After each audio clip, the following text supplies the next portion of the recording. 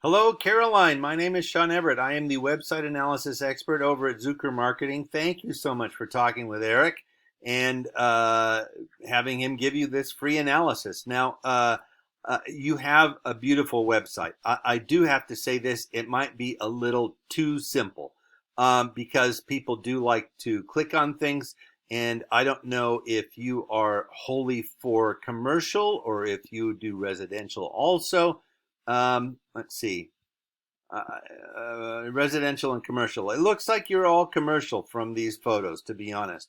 So that might be something that is a little simple, and it would be easy to have a button that said, residential or commercial for people to click, so they know what it is that they're getting into.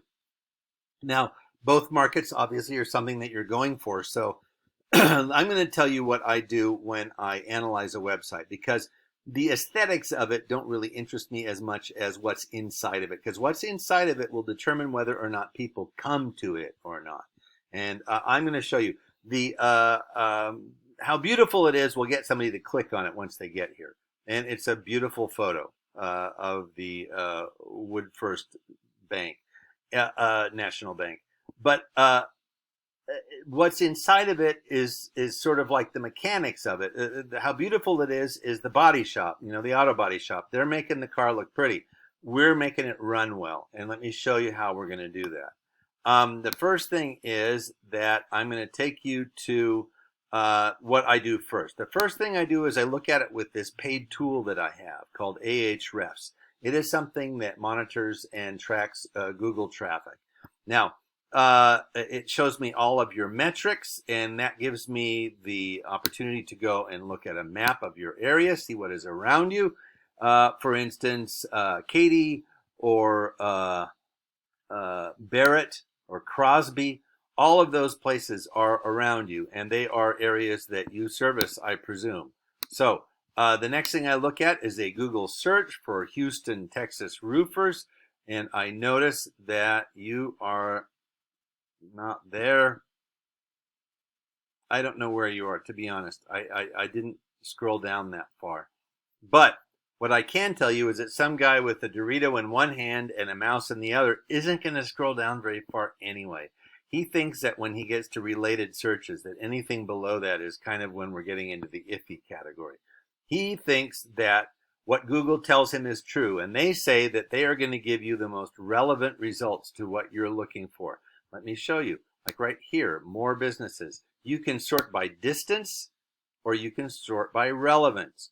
Now, to me, a relevant search would be a search that brought up companies that are economical, that have great products, that are well constructed, and that also their workmanship is great. Now, to Google, a good roofer has a good website. And that's when I need to start describing to you a little bit about the Google algorithm. The Google algorithm determines the placement of everything on a Google search. And this first place that we're seeing where it works is in the map pack. Now, these folks are very near the top, and they call it the map pack because, well, there it is attached to this beautiful map. But getting here is relatively simple. You can go to Google and fill out a Google business profile. It's a little complex. It's not, insurmountable, but it's something you could do yourself if you really wanted to. It's going to ask you what year you started your business, what your hours are on a daily basis.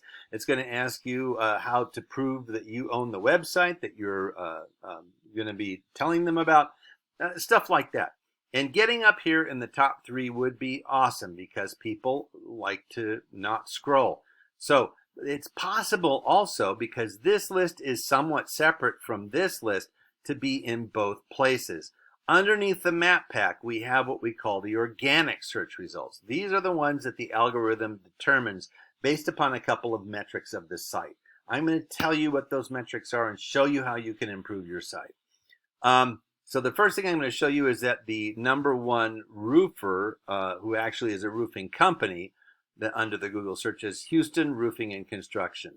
Now, GAF has narrowed it down to a minuscule 485 roofers to choose from. I don't know if that's really useful at all, is it? But they're the first roofers. So for the purpose of comparison, I'm going to compare them to your website. Here's your website. Here is their website. There's might be a little bit more interactive, which is great. But again, it's what's inside the website that matters. Let me show you what I'm going to do next. I'm going to take this. I'm going to copy and paste all of the words on your homepage into this word counter. You have 156 words. Here is Houston. Copy and paste into the word counter. And they have 1,064 words. Now, the way that an algorithm works is that it's a mathematical construct. So it looks for patterns, and it thinks that 156 is not as good as 1,064. More is better to an algorithm. So, but all words are not the same. So what you want to do is beat your competitor in the number of words. For instance, Google thinks that you need to have 1,500 words to become a legitimate contender for a spot in their placement of a search. So you are a little bit behind, like by 1,350, right? But it's not hard to do. And all words are not equal. You want keywords. I'm going to tell you about keywords next. Now, this is that site that I was telling you about, the paid site. You have 6 organic keywords. Keywords are a bunch of words that Google expects you to have on your site, because when somebody does this search, they take all of those websites that come up as a result of this simple search. They strip out all the words and put them in order of occurrence. So the one that occurs the most number of times becomes keyword number 1, and then the second one, keyword number 2, and so on. Now, it knows what those words are. We don't necessarily know what those words are, but we can have a really good guess about what they are because of this paid site that I use. Now, you have 6 of those words on your website, and your competitor here has 2,600. That helps their placement because Google thinks, oh, if they're only going to answer 6 keywords, I want my search results customers to see the one that has 2,600 keywords. That is going to help on the placement of the order in the Google search. Now, here are their keywords: gable roof, hip roof, blue roof, roof inspection, fascia, how long does a roof last, what is a gable, all sorts of things like that.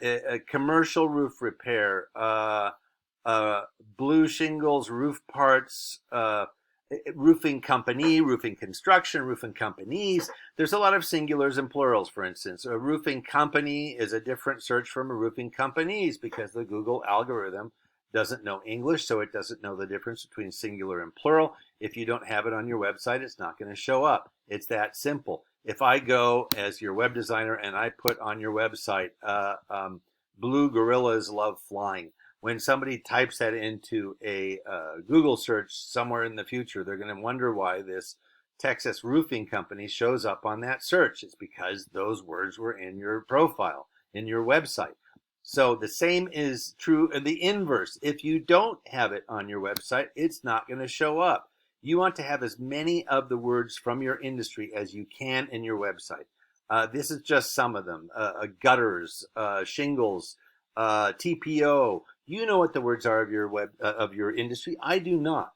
I mean, I know some of them because I've been doing this a while, but I have a different industry that I know a lot of words in.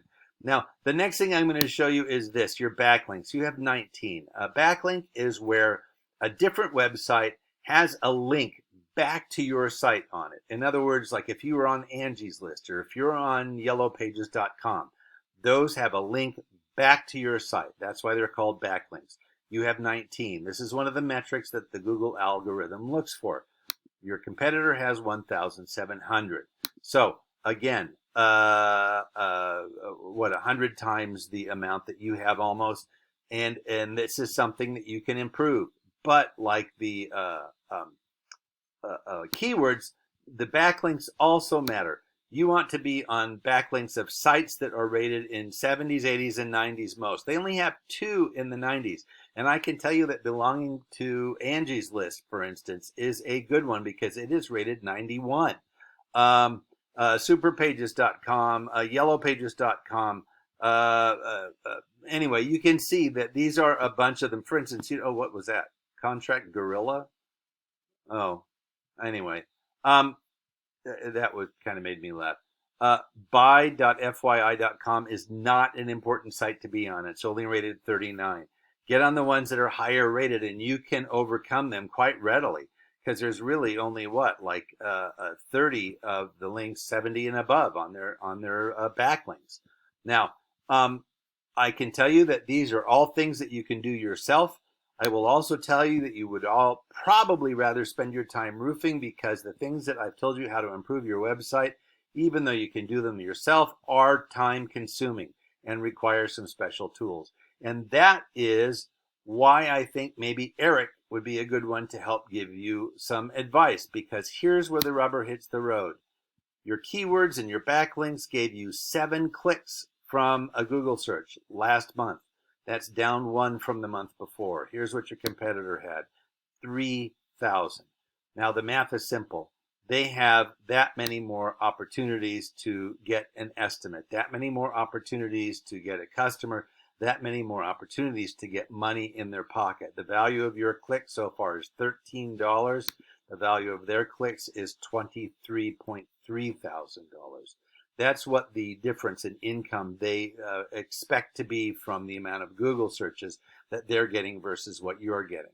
Now, please, if this makes sense to you, if being higher in the Google searches is something that you think might be more profitable to you, I can guarantee you it is, then please give Eric a call. He'll guide you through the next steps. I hope I have given you some tips that were helpful to you today. Thank you so much for watching. Have a great rest of your day.